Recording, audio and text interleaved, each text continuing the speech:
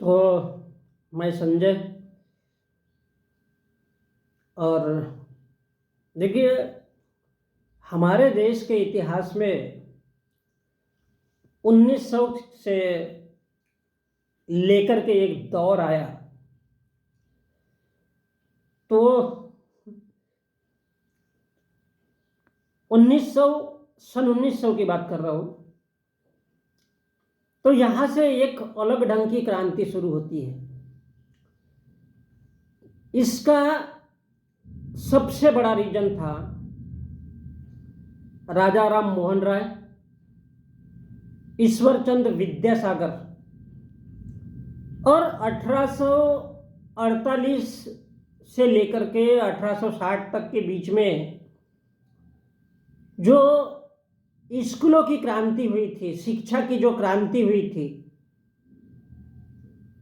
तो कुछ बदतमीज लोग शिक्षित हो रहे थे क्योंकि अंग्रेजों ने ऐसे ऐसे कानून लाए थे कि बोले नहीं यार, सब लोग थोड़े पढ़े लिखे होना चाहिए। तो अब ये क्रांति अगर बोलोगे तो 1891 में एक अधिनियम पास हुआ था। 1891 में एक अधिनियम पास हुआ था। उस अधिनियम में ब्रिटिश लोगों ने महिलाओं की आयु, हमारी माताएं बहनें बोले यार, आदमी लोग उनको पेलपाल कर देते हैं किसी भी उम्र में, यानी पेट मंगनी से लेकर के किसी भी उम्र तक स्त्रियों को ठोको, पीटो, मारो, बंगाल के जैसे बलात्कार करो, नहीं बदलापुर के जैसे बलात्कार करो, कोई इशू नहीं है, कोई प्रॉब्लम नहीं है, क्योंकि इसकी इजाजत तो धर्म देता है। तो वहां पे 60 साल का आदमी 8-8, 10-10 शादी करता था। और शादी का मतलब था पेल दिए छोड़ दिए साली, अब वो कुछ भी करे, उसके पीछे बच्चा रहे, कुछ भी करे। तो ये जो पेलने वाली प्रथा थी, इसको अंग्रेजों ने थोड़ा कंट्रोल करने की कोशिश किया था 1891 में। तो सन 1905 में उसके एवज में बंग भंग आंदोलन शुरू किया गया। और यह आंदोलन कब तक चलता है? 1905 से 1911 तक। 1911 में क्यों रुका? क्योंकि जॉर्ज पंचम यानी भारत का सम्राट दिल्ली दरबार में आया था। वो क्या बोलते हैं वो साला मुसलमान मुल्ले कटेलंड वाले, उनके दरबार में। तो ये जो आंदोलन है, बंग भंग आंदोलन था, ये किसने चलाया था? लोकमान्य बाल गंगाधर तिलक। लोकमान्य बोले तो वो बहुत बड़ी उपाधि है भाई। लोकमान्य, पूरे लोग जिसको मानते हैं वो लोकमान्य। अरविंद घोष और रविंद्रनाथ ठाकुर, हमारे आज के वो ठाकुर जी जो राहुल गांधी से जात पूछता है, अनुराग ठाकुर, उसका वो रविंद्रनाथ ठाकुर। अरविंद घोष, बाल गंगाधर तिलक और पंजाबी ब्राह्मण लाला लाजपत राय, तो ये उस समिति के नेता थे और इनको क्रांतिकारी नेता कहा जाता है। तो ये जो आंदोलन था, ये स्वदेशी आंदोलन था, यानी इसमें स्वदेशी आत्मा, यानी भारत में हिंदुओं या ब्राह्मणों का राज होना चाहिए, इसका सीधा सा अर्थ है। और आज के दृष्टिकोण से अगर सोचे तो उसको हिंदू राष्ट्रवाद कहते हैं। अब हिंदू राष्ट्रवाद की पूर्ति के लिए बंग भंग आंदोलन चला करके इन महात्माओं ने, किसने? अरविंद घोष, रविंद्रनाथ ठाकुर, लोकमान्य बाल गंगाधर तिलक और पंजाबी ब्राह्मण लाला लाजपत राय ने पूरे देश में अनुशीलन समितियां बनाई, छोटी छोटी। जैसे हिंदू महासभा एक अलग होता है, करनी सेना एक अलग होता है, बजरंग दल एक अलग होता है, हिंदू महासभा अलग होता है, विश्व हिंदू परिषद अलग होता है। कोई डांड पट्टे सिखाता है, कोई गिल्ली डंडा सिखाता है। इस प्रकार से अलग अलग तरीके से योजना, और कोई भीड़ तंत्र खड़ा करता है, और कोई 50 रुपए की शराब पिला करके हाथ में झंडा देता है, बोलता है हिंदू जगाने आए हैं, हिंदू जगा के जाएंगे। तो इस प्रकार से इन लोगों ने अंग्रेजों पर दबाव बनाया कि बोले साला बंगाल को 2 हिस्सों में बांटना चाहिए। अब भैया बंगाल को क्या जरूरत है दो हिस्सों में बांटने की? तो एक पश्चिम बंगाल और एक पूर्वी बंगाल। तो पूर्वी बंगाल इसलिए जरूरी है, बंगाल के दो हिस्से इसलिए जरूरी है, तो जो पूर्वी भारत है उसमें असम, त्रिपुरा और वो क्या क्या नॉर्थ इंडिया है, वहां से वो पूर्वी भारत यानी फिलीपींस, थाईलैंड, थाईलैंड यानी कटालंड तेरा भीगे होठ तेरे, तो बोले वहां से वो उसको लंड को काट देता है। लंड मीन से जमीन, कहाँ की जमीन? पूर्वोत्तर भारत, क्योंकि वो कभी पहले भारत का हिस्सा था। अब उसमें थाईलैंड वाईलैंड क्या क्या कितने लंड है वो अभी देखने की कोशिश करना। तो जो पूर्वी भारत था उसको बीच से काट देता है पूर्वी बंगाल। तो थाईलैंड, फिलीपींस और क्या क्या है वो उधर, अरमा, बर्मा, फरमा, तो ये पूर्वी बंगाल उसको अलग कर देता है, काट देता है दो हिस्सों में। और इसलिए दो हिस्से बंगाल के इसलिए होना चाहिए क्योंकि एक इलाके में साले पूरे के पूरे कटे लंड वाले मुस्लिम हैं। अब वहां पे मुस्लिम बहुत ज्यादा है तो वहां पर तो जोर चलेगा नहीं। किसका? बाल गंगाधर तिलक का, पंजाबी ब्राह्मण लाला लाजपत राय का, रविंद्रनाथ ठाकुर का, क्योंकि वो साले हिंदू बनने को कटे लंड वाले मुसलमान तैयार नहीं थे।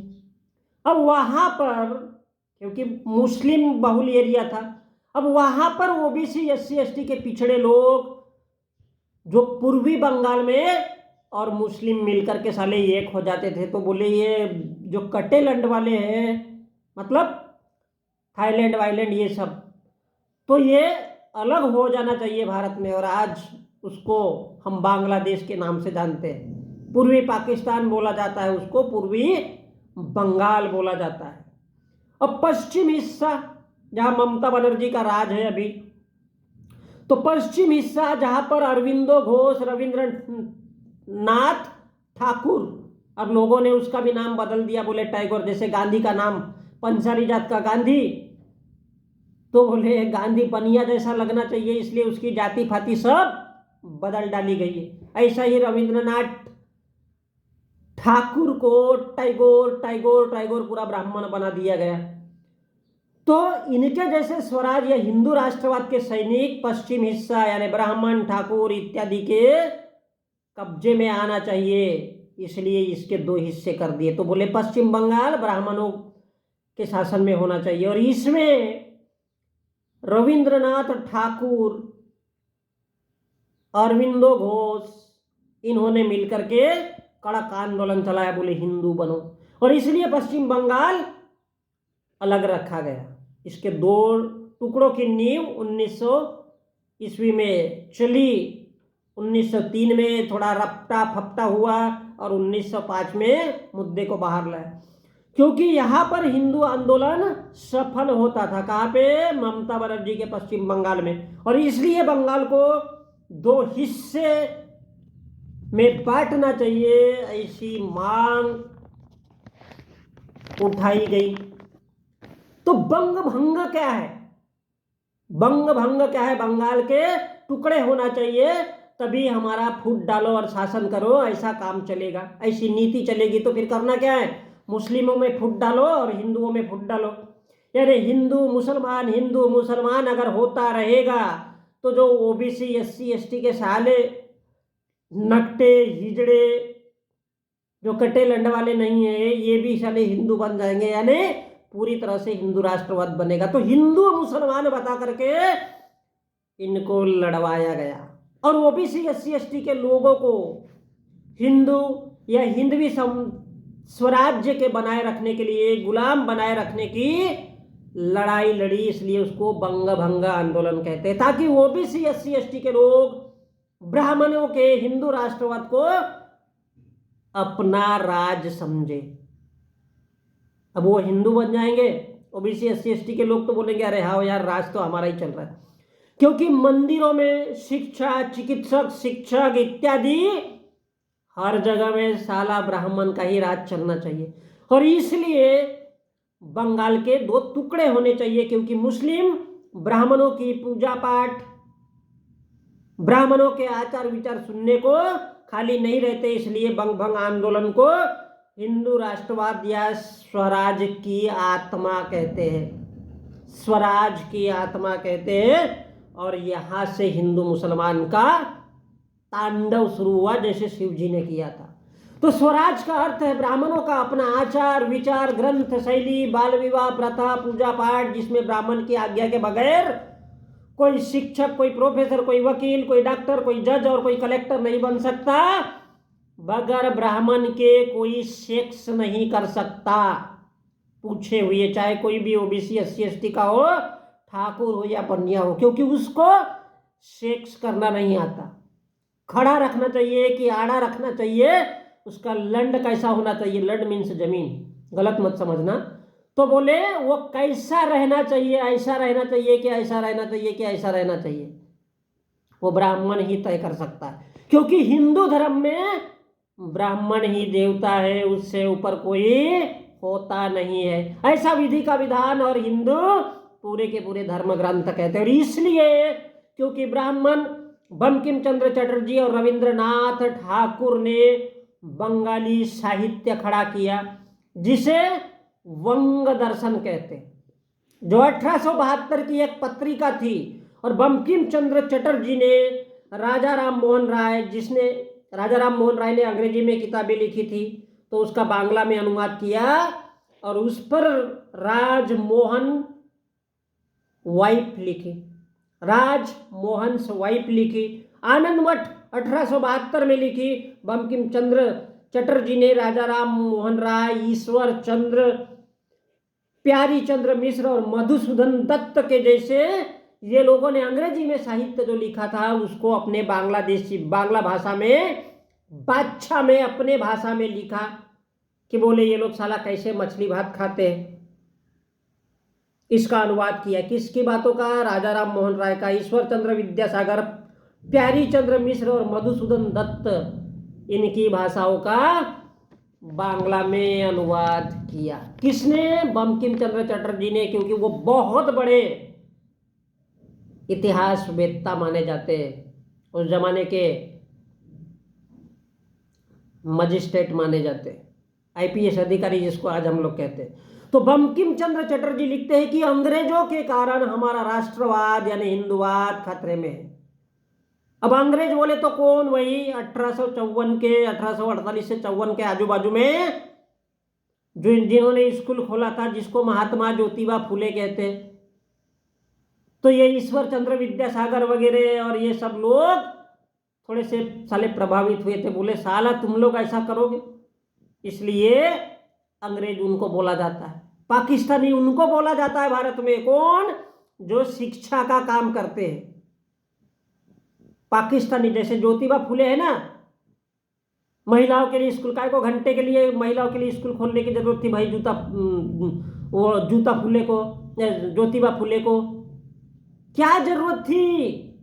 इस देश को तो हिंदू राष्ट्र होना चाहिए। इस देश की लौंडियां हैं, जो लौंडे हैं, साले हिंदू राष्ट्र में आना चाहिए, जैसा हमारे साधु संत और क्या बोलते हैं वो धीरेन्द्र शास्त्री और वो क्या महिलाएं, राम आएंगे, कोई कहती है हे गोविंद मेरे प्यार का रस जरा चखना।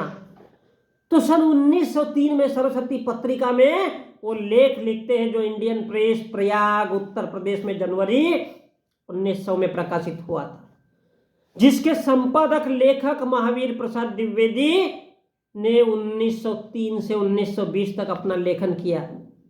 और इसलिए वंदे मातरम के नारों के साथ हिंदू राष्ट्रवाद जोर शोर से उसको खड़ा किया गया, मुसलमानों पर दबाव बनाया गया, ओबीसी एससी एसटी के लोगों पर दबाव बनाया गया, उनको हिंदू बनाया गया, जिसमें अंग्रेजी वस्तुओं का बहिष्कार और ये सब कांग्रेस को भी लपेटे में लेकर के किया गया।